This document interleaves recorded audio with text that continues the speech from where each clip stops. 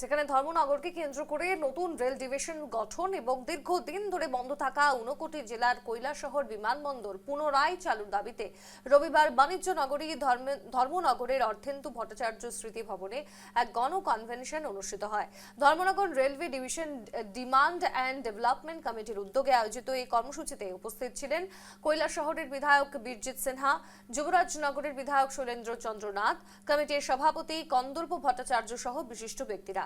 Convention শেষে কমিটির পক্ষ থেকে জানানো হয়, দ্রুত দাবি বাস্তবায়নের উদ্যোগ না নেওয়া হলে আগামী দিনে বৃহত্তর গণ আন্দোলনের কর্মসূচি ঘোষণা করা হবে।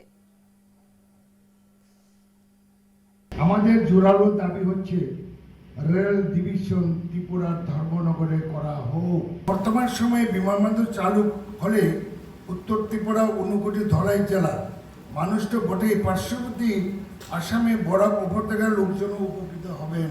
20 লক্ষর মতন লোকের একটা ওখানে সুবিধা হবে এবং প্রত্যেক দিন আগরতলা এয়ারপোর্ট থেকে আমাদের এই অঞ্চলে প্রত্যেক দিন 100 থেকে 150 লোক বিমানে ত্রিপুরার বাইরে যায়। বর্তমান মুখ্যমন্ত্রী মানিক শাহ মহোদয়ের সঙ্গে ওনাকে বললাম, এয়ারপোর্ট নিয়ে আপনার চিন্তাধারা কি? হোক না, কি আছে, এরা তো ছোটো এয়ারক্রাফটে রাজি নয়, আমরা বড় এয়ারক্রাফট করেন, দেখা যাক। আমি বলেছি, আরে দেখা যাক বলে তো হবে না, আপনার জমি তো দিতে হবে।